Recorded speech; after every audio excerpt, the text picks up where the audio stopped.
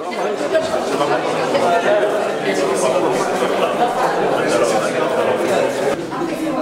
le type d'examen. Pour la scintigraphie osseuse, par exemple, le patient va avoir un besoin. Puis, selon ce qu'on veut, les lésions qu'on veut centrer, on détermine exactement. Dans un espace dédié à la maladie cancéreuse, dominé par le progrès technologique, le service de médecine nucléaire du centre reste à l'avant-garde de la lutte contre le cancer. Si vous permettez, je donnerai la parole au médecin nucléariste, médecin spécialiste en médecine nucléaire, pour nous donner quelques petites précisions concernant le fonctionnement. Bonjour, c'est Dr Bongara. Je vais faire une introduction à la médecine nucléaire. C'est une spécialité médicale qui utilise un produit radioactif à des fins diagnostiques et thérapeutiques. En diagnostic, on utilise donc des faibles activités, tandis qu'en thérapie, on utilise de fortes activités dans le but d'aller détruire les cellules cancéreuses. Donc, pour ce qui est du volet diagnostic, on injecte au patient un médicament radiopharmaceutique qui sera détecté par un dispositif d'imagerie, la gamma caméra. Donc, les examens les plus répandus en oncologie, c'est la scintigraphie osseuse. Donc, qui est utilisée dans le cadre des bilans d'extension des cancers qui ont un taux. Bien sûr, si. C'est tout nouveau ici dans le centre, dans notre centre. Donc, la scintigraphie, on injecte au patient des molécules phosphatées qu'on va marquer au magnésium et qui vont aller au niveau de l'os et on aura de l'image. Et le service est en possession d'une gamma caméra hybride, c'est-à-dire elle est couplée à un scanner, ce qui permet de détecter avec précision les lésions, donc les voir sur le plan non seulement moléculaire et aussi anatomique. Il y a d'autres aussi examens en cancérologie, mais je vais parler de la TEP qui est actuellement de la tomographie par émission de positons, qui révolutionne actuellement les suivis des cancéreux. Le radiopharmaceutique le plus utilisé, c'est le fluor disoxyglucose.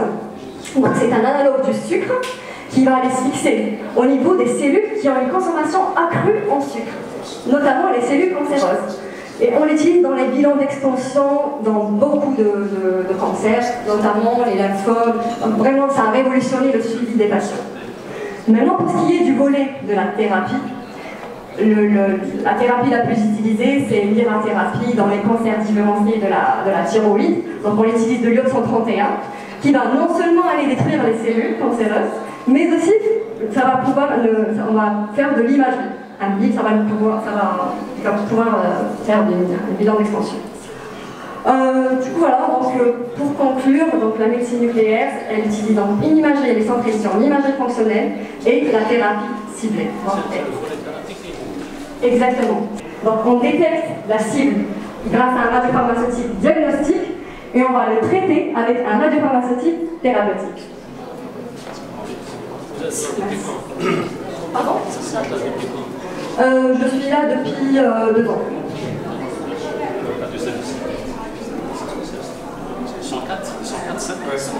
Donc il y a Dr Méziane, Dr Mélas et Dr.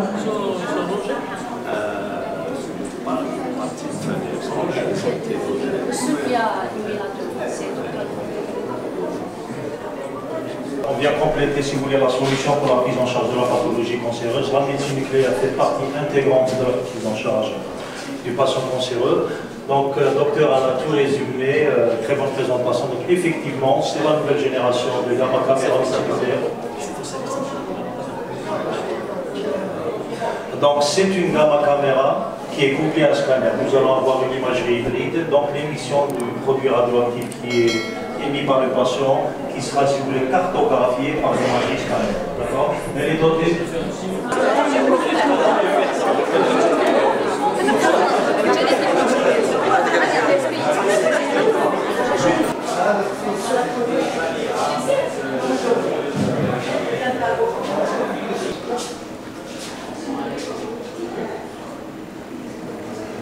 Et du coup, une fois que nous finissons sa scintigraphie, le médecin et la personne derrière, ils voient l'examen. S'ils veulent nécessiter c'est le manipulateur et le médecin nucléaire. Les deux.